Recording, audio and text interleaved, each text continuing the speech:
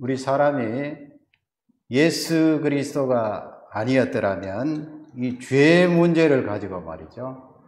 죄 문제를 가지고 스스로 해결을 하려고 힘쓰고 애써봤자 다른 죄를 가지고 또 해결하려고 하기 때문에 답이 없습니다. 그러나 예수님이 이 세상에 오셔서 그 죄 문제를 해결해 주셨는데요. 사무엘 하는 그런 내용으로 차 있습니다.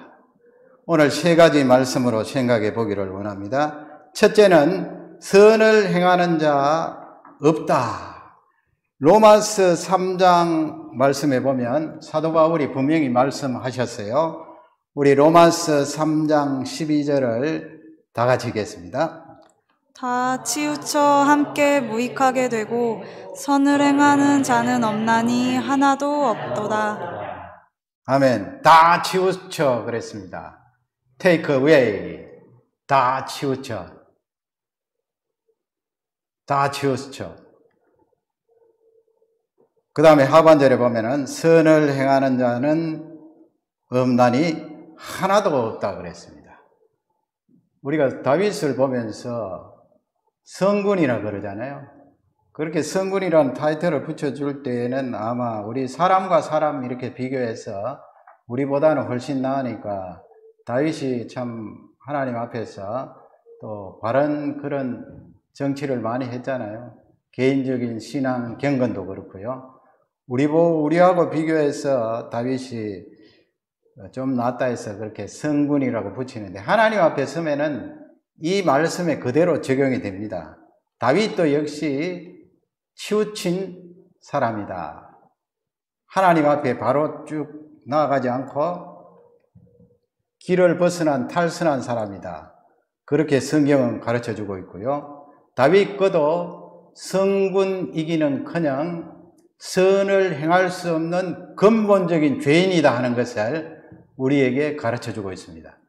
사무엘 하를 읽으실 때에 다윗이 잘한 것을 보고 내가 비교하면서 야 나도 이렇게 신앙생활 해야 되겠다. 그건 참 좋은 적용이에요. 그러나 성경이 우리에게 가르쳐주는 중심 내용은 그게 아니에요. 다윗도 역시 한쪽으로 치우친 사람이고 그도 선을 행할 수 없는 근본적인 무능력자다 하는 것을 우리에게 알려주고 있습니다.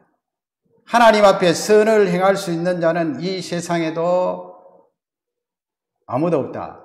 불가능하다. 그것을 우리에게 알려주고 있어요. 그 내용을 쭉 살펴보기를 원합니다. 내용이 길기 때문에 간략간략하게 성경을 읽어가면서 살펴보려고 합니다. 사무엘하 11장 5절, 그 유명한 다윗이 범죄하는 내용이죠. 5절을 우리 다 같이 읽겠습니다. 여인이 잉태함에 보내어 다윗에게 고하여 가로되 내가 잉태하였나이다 하니라. 아멘. 여기 여인은 누굽니까? 그 유명한 밧세바입니다. 우리아의 아내 밧세바. 나중에 솔로몬의 어머니가 되죠. 그 여인이 잉태했어요. 이 당시에는 우리아라고 하는 장수의 부인 사모님이었어요. 그런데 다윗이 이 여인을 불러다가 동침하는 바람에 아기를 가지게 되었다는 내용이 5절이에요. 여인이 잉태함에 다윗에게 보고가 들어갔습니다. 잠자리를 함께 했던 밧세바가 임신하게 되었습니다. 그러니까 큰일 났잖아요. 어떻게 합니까? 다윗이 앞으로 어떤 일이 일어날지도 모르면서 한 가지 대안을 찾은 것이 무엇인가 하면 전쟁터에 나가서 지금 열심히 싸우고 있는 장수 우리아를 불러오너라. 그래서 식사 대접을 잘하고 그 우리아에게 뭐라고 말합니까? 자네 이제 오늘 저녁에 집에 가서 사랑하는 아내와 함께 쉬게. 그랬는데 이 우리아는 이스라엘 사람이 아니었어요. 헷 사람이었어요. 헷 사람인 그가 이방 사람이 이스라엘 공동체에 들어와서 그렇게 충성스럽게 섬기는 장수인데 말이죠. 이 사람이 너무 충성심이 강하여서 다윗의 그 말을 따르지 않아요. 지금 나의 그 주이신 요압이 전쟁터에 나가서 이방 사람들과 전쟁하고 있고 내 밑에 부하들도 열심히 싸우고 있는데 내가 어떻게 해서 집에 돌아가서 아내와 함께 잘 수 있겠습니까? 그래서 궁궐 그 어귀에 그냥 보초 서는 사람하고 같이 잤어요. 그리고 지금 다윗이 다른 어떤 대안을 끄집어 들여서 자신에게 해당되는 죄를 해결하려고 했는데 1차적으로 빗나갔어요. 두 번째 날 다시 시도한 거예요. 음식 대접을 하고 포도주를 먹이고 해서 너 집에 가서 자라 했는데 두 번째 날도 이 충성스러운 장수 우리아가 가지 않네요. 궁궐 그 보초 서는데 잤어요. 그러니까 빗나갔잖아요. 빗나가니까 또 다른 대안을 찾는데 그 대안은 치명적인 죄예요. 그것이 사무엘하 11장 15절에 있는데 다윗이 편지를 쓰죠. 그리고 이 우리아의 손에 들려서 요압 장군에게 보내는 편지예요. 참 이 세상은 아이러니합니다. 우리아가 그 편지를 들고 가는데 그 편지 내용은 무엇입니까? 자기 자신이 죽을 편지예요. 11장 15절을 우리 다 같이 읽도록 하겠습니다. 그 편지에 써서 이르기를 너희가 우리아를 맹렬한 싸움에 앞세워두고 너희는 뒤로 물러가서 그를 맞아 죽게 하라 하였더라. 아멘. 요압에게 너희들 전쟁할 때에 이 우리아 장수를 전방으로 내어몰고 그리고 함께 나갔다가 위급한 순간에 싹 빠져라. 그러니까 아무리 싸움을 잘해도 햇사람 우리아가 살 수가 없죠. 여러분 보세요. 지금 다윗이 이렇게 치명적인 죄를 끌어들여서 2차, 3차 죄를 짓잖아요. 그러니까 이 말씀은 우리 인생은 스스로 죄 문제를 해결할 수 없다는 것을 사무엘서 저자가 우리에게 강력하게 말씀하고 있는 거예요. 해결하려고 힘쓰면 그 속에는 여전히 다른 죄가 들어와서 대안이 될 수 없다는 거예요.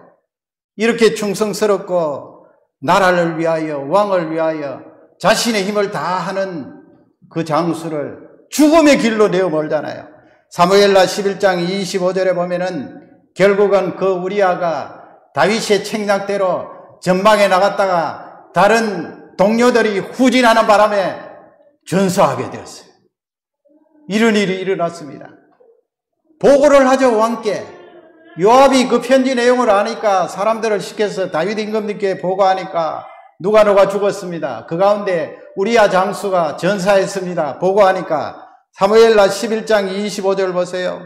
좀 깁니다마는 우리 다 같이 한번 읽어보겠습니다. 다윗이 전령에게 이르되 너는 요압에게 이같이 말하기를 이 일로 걱정하지 말라. 칼은 이 사람이나 저 사람이나 삼키느니라. 그 성을 향하여 더욱 힘써 싸워 함락시키라 하여 너는 그를 담대하게 하라 하니라. 아멘. 칼은 어떻다고요? 이 사람을 해하게도 하고 저 사람을 해하게도 하고 칼은 전쟁터에서 칼부림을 하면은 누군가는 죽게 되어 있으니까 그건 정상적인 이치 아닌가? 그리고 더 열심히 싸워서 그 성읍을 정복하도록 해라. 그러나 하나님 보고 계시죠?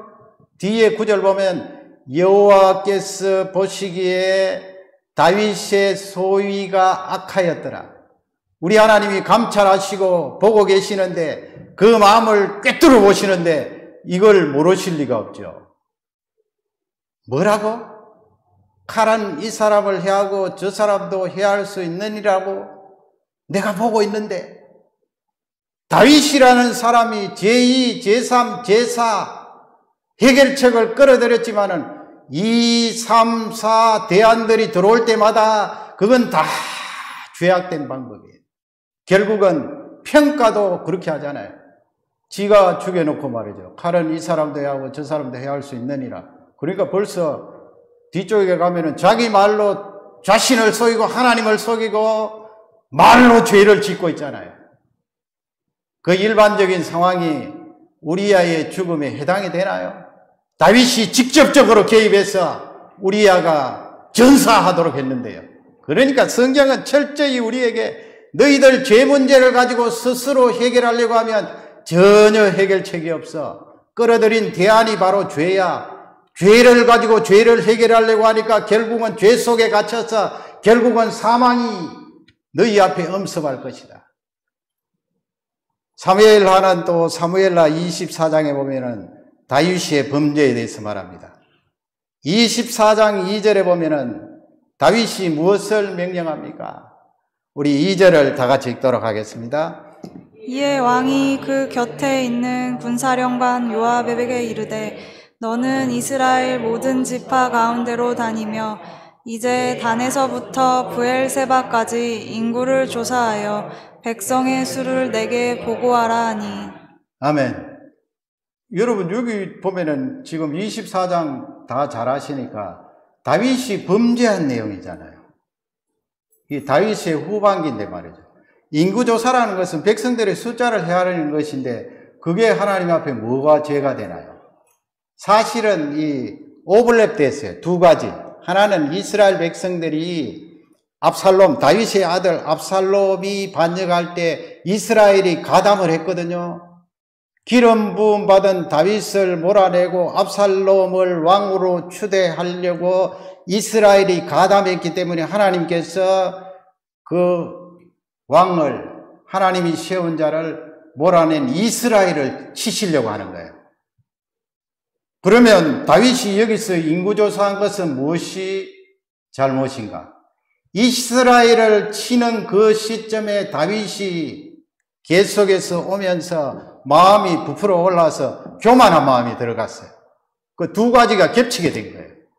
교만한 마음이 들어가서 백성들의 숫자를 헤아리는데 칼을 뺄 만한 사람의 숫자를 헤아리는 거예요. 칼을 뺀다는 것은 전쟁을 하는 거 아니에요. 전쟁은 이스라엘 백성들이 전적으로 하나님 힘을 의지해서 전쟁에 이기느냐 지느냐 하는데 다윗이 백성들의 숫자를 가지고 내가 전쟁에 이기겠다 지겠다 판가름을 하니까 하나님 앞에 교만한 거예요. 그리고 나중에 헤아려 보니까 숫자가 대충 130만. 군사들이 130만이니까 굉장한 숫자 아니에요. 그러니까 다윗이 교만한 마음이 계속 부풀어 올라서 이야, 내가 나라를 다스렸더니 이렇게 군사력이 대단히 강해졌네. 130만 명이나 되네.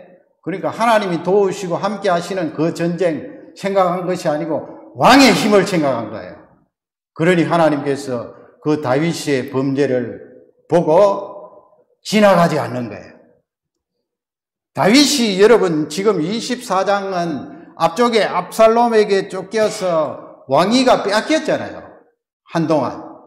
그 고난과 아픔을 통과하고 난 뒤의 일이에요. 그런데도 다윗이 이렇게 교만해졌어요. 마음이 부풀어 올랐어요. 그래서 이 말씀은 우리 인생이 가지고 있는 것은 선을 행할 수 있는 능력이 없다는 거예요. 한순간이라. 하나님께서 개입하시고 함께 하시고 은혜를 부어주지 않으면 선을 행할 수 있는 능력이 없다는 거예요. 그것을 성경은 사무엘하를 통하여 우리에게 잘 알려주고 있습니다. 두 번째로 살펴볼 것은 치명적인 대가예요. 선을 행할 수 없는 우리가 죄를 짓고 나서 다른 대안을 찾는데 그 다른 대안도 죄다. 그걸 가지고 계속해서 해결하려고 힘쓰고 했으면 결국은 나중에 치명적인 대가를 치르게 된다 이 말씀이에요. 치명적인 대가. 그 치명적인 대가는 우리가 회복할 수 없는 거예요. 영원한 형벌, 지옥에 들어가는 수밖에 없어요. 치명적인. 그래서 하나님께서 맛배기로 너희들 다윗 봐라. 죄를 짓고 나서 하나님이 다윗을 징계하시죠. 징계. 사랑하는 자고 아끼는 자고 이스라엘 백성을 그 다윗에게 맡겼기 때문에 징계하는 거예요. 징계. 채찍을 때리는 거예요. 너희들 잘 봐라.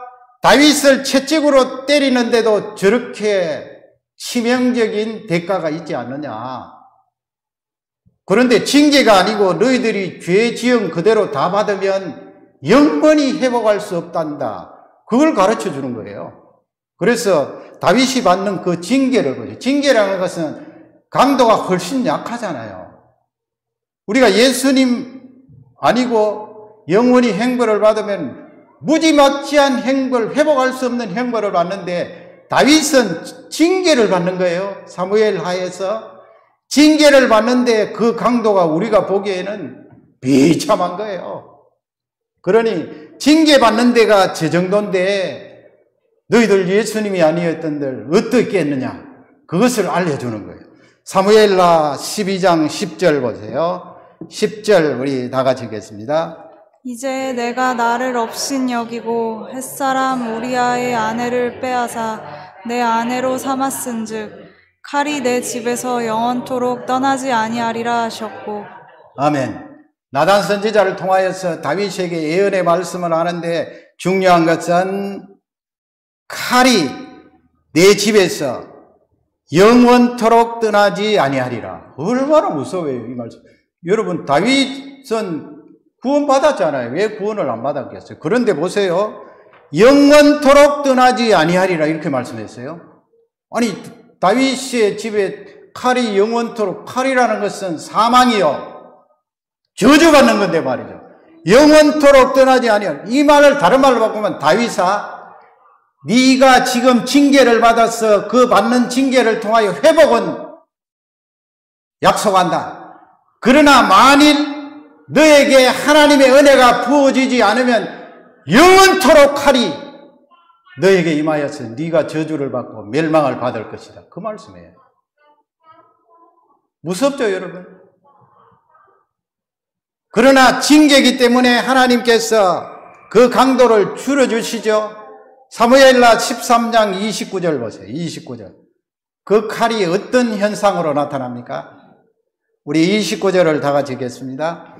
압살롬의 종들이 압살롬의 명령대로 암논에게 행하매 왕의 모든 아들들이 일어나 각기 노새를 타고 도망하니라. 아멘. 왕자들 사이에 칼부림이 일어나요.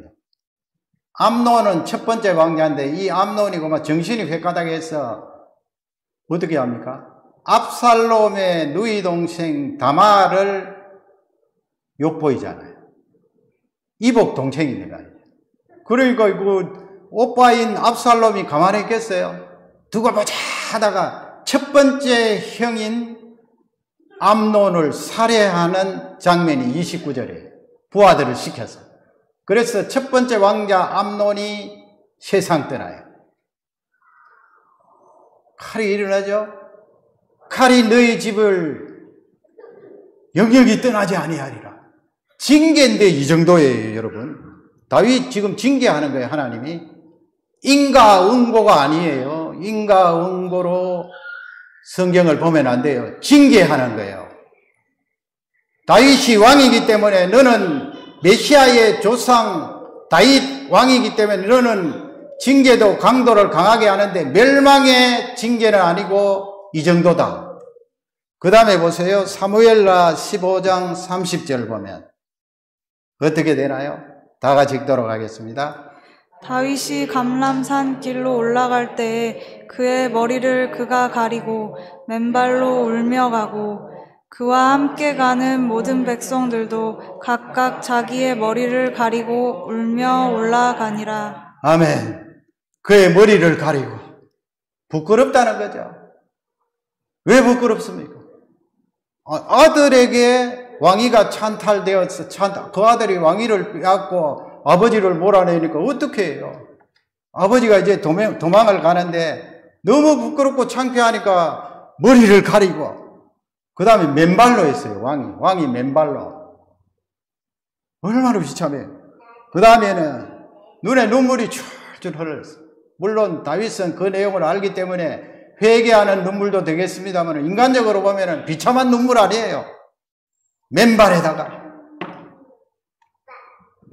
옛날에 훈련받을 때도 바다까지 내려가는데 다윗이 이렇게 왕이 되고 나서도 아들에게 쫓겨서 이렇게 비참한 자리 가장 밑바닥까지 내려가서 울면서 가고 있었어요. 그 다음에 사무엘하 16장 13절 보세요. 거기에 베냐민 지파 한 사람이 다윗에게 뭘 하나요? 우리 13절을 다 같이 읽겠습니다.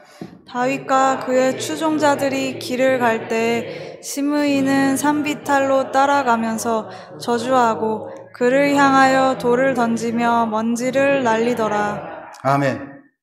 너희들이 예수 그리스도가 아니었더라면 다윗이 지금 당하는 이런 수치와 바닥을 겪는다는 말씀 아니에요. 징계도 이 정도인데 그보다 더 심각한 그런 형벌을 받는다는 말씀이에요. 지금 이 16장 13절에서는 이 시므이라는 베냐민 지파 사람이 뭘 합니까? 저주하고 그랬어요. 다윗 왕을 향해서 저주하면서 그 다음에는 돌멩이를 던지죠. 돌멩이. 지난 시간에 돌멩이 했잖아요. 돌멩이를 던지고 그 다음에는 먼지 티끌을 확 날립니다. 티끌을 날리면서 저주받아라. 저주받아라.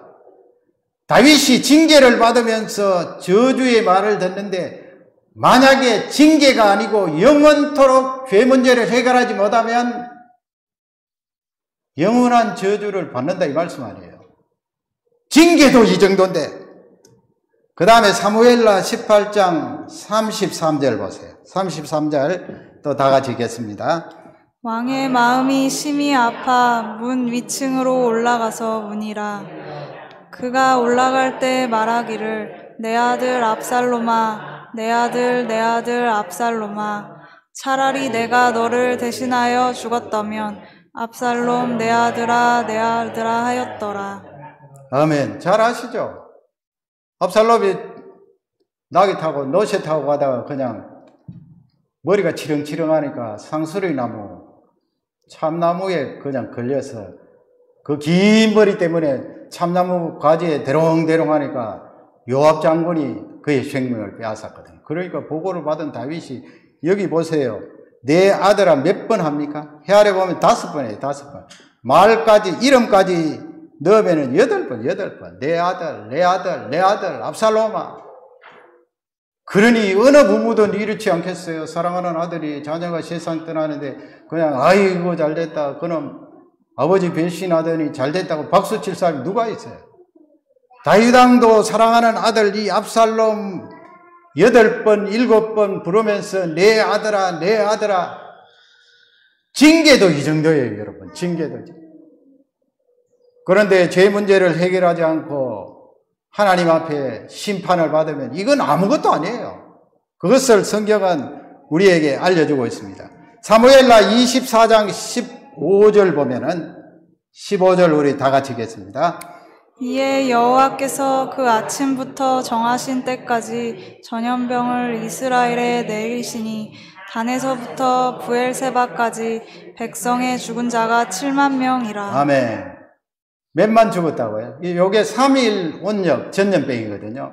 3일인데 사실은 하나님께서 중간에 멈추셔서 3일도 아니에요. 순식간에 7만 명 세상 떠난 거예요. 징계가 이 정도인데 징계가 아니고 진짜 하나님의 심판과 형벌을 받으면 어느 정도가 될지 우리가 짐작을 할 수 있는 무시무시하죠. 그것을 우리에게 알려주고 있는 것입니다. 그러면 마지막 세 번째, 이 사무엘 하서는 사죄함의 길을 우리에게 알려주고 계세요. 구약 성경이지만은 그 사죄함의 길도 일순간 너희가 용서함을 받을 수 있는 길이 아니고 영원토록 너희들의 죄를 용서함 받을 수 있는 그 길을 제시한 거예요. 그게 사무엘 하예요. 복음서죠, 여러분. 얼마나 귀한 복음이에요. 사무엘라 12장 13절입니다. 다 같이 읽겠습니다. 다윗이 나단에게 이르되 내가 여호와께 죄를 범하였노라 하매 나단이 다윗에게 말하되 여호와께서도 당신의 죄를 사하셨나니 당신이 죽지 아니하려니와. 아멘. 다윗이 지금 회개하죠. 나단 선지자 이야기는 여러분 잘 아십니다.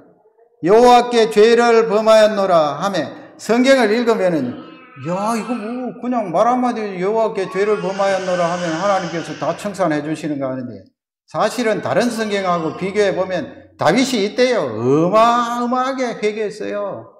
침상이 썩어서 곰팡이가 필 정도로 보통 회개한 게 아니에요. 특히 시편 51편 보세요. 엄청나게 회개했어요.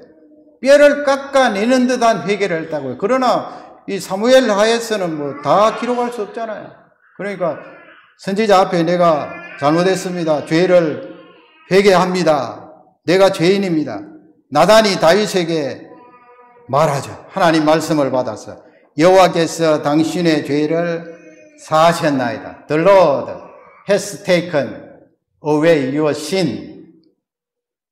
여호와께서 당신의 죄를 사하셨습니다.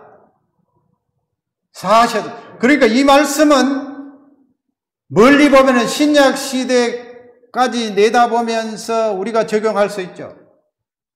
예수 그리스도 앞에 나왔을 때 하나님께서 나의 죄를 사하여 주십니다. You are not gonna die. 너는 죽지 않을 것이다. 영원한 행복을 받지 않을 것이다. 그렇지 않으면 다윗이 이 지금 살인죄와 간음죄를 쥐고 하나님 앞에 설 수 있나요? 어떻겠습니까? 내가 여호와의 집에 영원토록 거하리로다. 시편 23편 6절. 내가 어떻게 여호와의 집에 영원히 거할 수가 있습니까? 여호와의 인자하심이 정녕 나를 따르리니. 여러분, 그게 없으면 다윗이 하나님의 집에서 영원토록 구원받아 거할 수가 있나요? 아니에요. 여호와의 인자하심이 내 뒤를 정녕 따르리니. 하나님 아버지께서 허락하신 그 예수 그리스도로 말미암아 내가 영원토록 죄 용서함을 받았나니 그 인자하심 헤세드가 나에게 있기 때문에 내가 여호와의 집에 영원히 들어갈 수가 있습니다. 구원함을 받을 수가 있습니다. 그 고백이에요. 너 죽지 않을 것이다. 뭐 그냥 입만 나불나불해서 하나님 아버지 용서해 주십시오. 그러니까 하나님이 또 용서해 주고 또 잘못했습니다. 용서해 주십시오. 용서해 주고 그 반복을 말하는 거 아니에요. 그것도 포함되지만 더 깊은 의미는 그 속에 영원토록 너희의 죄를 사하여 주는 그 은혜 인자하심이 너에게 임하리라. 그게 신약과 연관된 귀한 해석이에요. 사무엘하 24장 10절 보세요.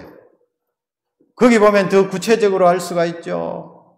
우리 10절을 다 같이 읽겠습니다.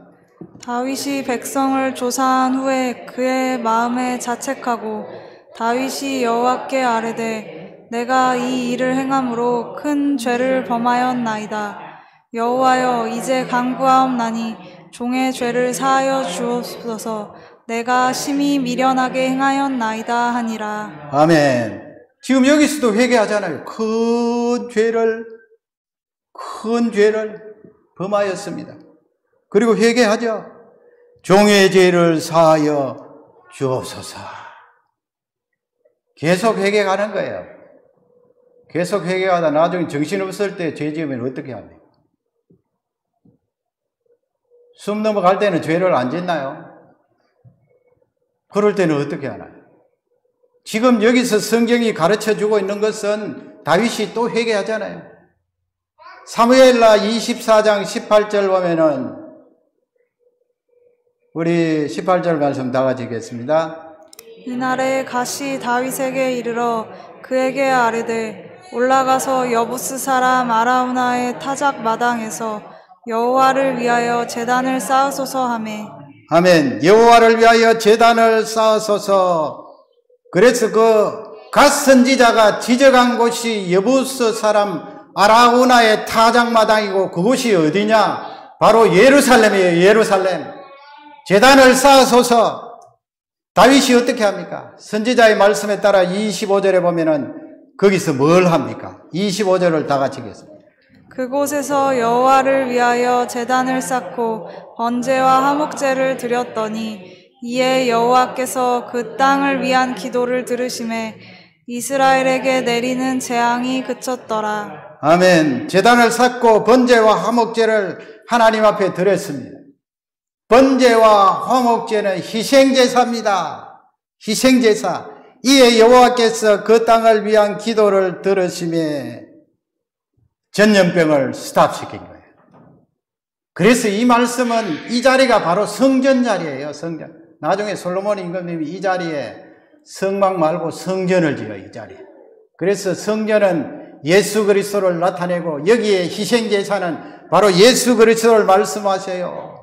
다윗이 죄짓고 또 짓고 죄짓고 또 짓고 인간이 해결하려고 해봤자 또 죄를 가지고 해결하고 하니까 점점 멸망의 자리로 들어가는데 하나님께서 그런 다윗을 향해서 무엇을 말씀하세요? 네가 영원토록 사함을 받을 수 있는 그 길을 내가 예비하고 있어.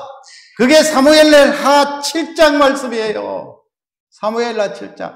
하나님 아버지, 나는 백향목 궁에 거하는데 하나님께서 저 천막이 펄럭펄럭하는 성막에서 계실 수가 있습니까? 그래서 하나님, 제가 성전 건물을 짓겠습니다. 하나님을 위해서. 그렇게 하니까 하나님께서 다윗을 향하여서 선지자를 보내서 아니다. 너는 성전을 지을 수가 없어. 너의 아들 솔로몬이 성전을 지을 거야. 그렇게 하면서 하나님이 그 지극한 정성을 보시고 다윗에게 복을 주세요. 그 언약을 하시는 거예요. 언약. 그게 사무엘하 7장에 나오는데 그 가운데 핵심이 사무엘하 7장 16절이에요. 16절. 16절에다가 동그라미 해놓고 언더라인 해놓고 읽고 또 읽어야 돼요. 사무엘하 7장 16절을 다 같이 읽겠습니다. 내 집과 내 나라가 내 앞에서 영원히 보존되고 내 왕위가 영원히 견고하리라 하셨다 하라. 아멘. 너의 집과 내 나라. 거기 보면 영원이라는 단어가 나오죠. 영원. 하나님 앞에서. 영원. 그 다음에 하반절을 보면 내 행위가 영원히 견고하리라. 내 왕위가 영원히 견고하리라.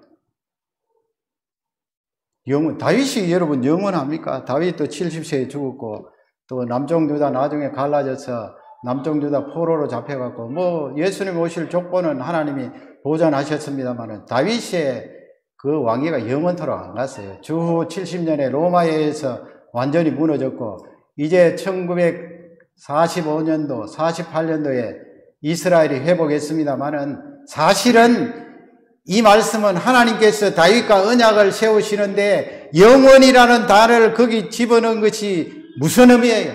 너의 집과 내 나라가 내 앞에서 영원히 보존되고 이 말씀은 너의 후손 그 왕통을 통하여 이 세상에 예수 그리스도 메시아가 오시는데 그분의 사역과 십자가의 죽음과 부활이 영원토록 유효하리라 이 말씀입니다. 그러니 다윗을 향하여 하나님이 주시는 말씀은 네가 죄짓고 또 죄지었지. 돌아서면 죄짓고 또 죄지었지.